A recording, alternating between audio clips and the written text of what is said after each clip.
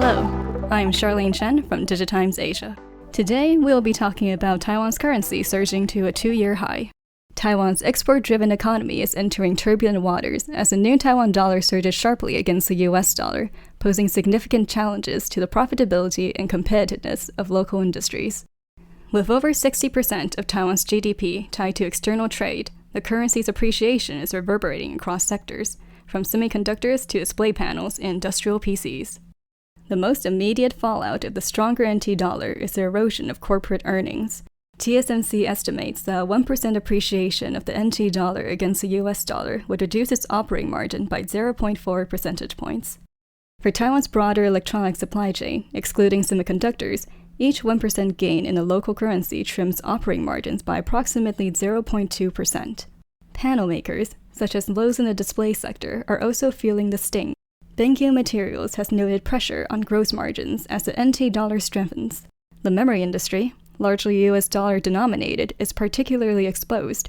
While upstream DRAM suppliers benefit from natural hedging, downstream module manufacturers are likely to suffer from foreign exchange losses. Even in high-margin, low-substitutability sectors such as industrial PCs, profit impacts are expected, though industry insiders suggest the effects remain manageable and not structurally damaging. Compounding the issue are elevated external costs, including US tariffs.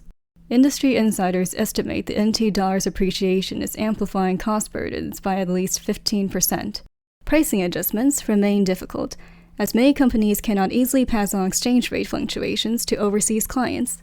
Although new product lines might offer some room to reprice, most firms are bracing to absorb the financial hit internally. Despite the headwinds, Taiwan Inc. is not defenseless. Many companies have implemented sophisticated hedging strategies, including forward exchange contracts, currency swaps, foreign currency borrowing, and natural hedging through internal payables and receivables. These practices have so far shielded the semiconductor industry from major forex losses. In addition, a stronger NT dollar could ease import costs, providing a limited offset, particularly for material-intensive industries such as display manufacturing. A shift toward high-value, high-margin products is helping some exporters navigate the forex storm. Strategic efforts to diversify currency exposure, such as selling trades in euros or renminbi for Europe and China markets, are also gaining momentum. Companies like ASUS, where non-USD revenue exceeds 50%, are better positioned to mitigate exchange rate volatility. Moreover, the globalization of manufacturing footprints, including overseas production bases, adds resilience by spreading risk geographically and operationally. While the NT dollar's rally has caught parts of the market off guard, most businesses anticipate the appreciation trend. Still, maintaining the NT dollar below a symbolic NT 28 per US dollar threshold may prove challenging. Central Bank Governor Yang Qinglong reiterated that the bank does not engage in currency manipulation but stands ready to intervene to stabilize markets and counter speculative behavior. Yang also warned exporters not to rush into dollar selling, which could accelerate the greenback slide and destabilize exchange markets further. In the long term, a persistently strong NT dollar, especially if coupled with a weakening US dollar, could trigger a regional currency appreciation trend across Asia. This poses a broader threat. If unmanaged, Taiwan's exporters may face shrinking margins and gradually eroding competitiveness.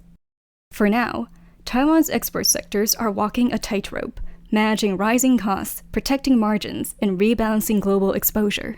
The next phase will likely hinge on the pace of NT dollar appreciation, geopolitical shifts, and central bank actions. With uncertainty looming large, agility in risk management and global strategy is no longer optional, but existential. That is it for today, and we'll see you next week.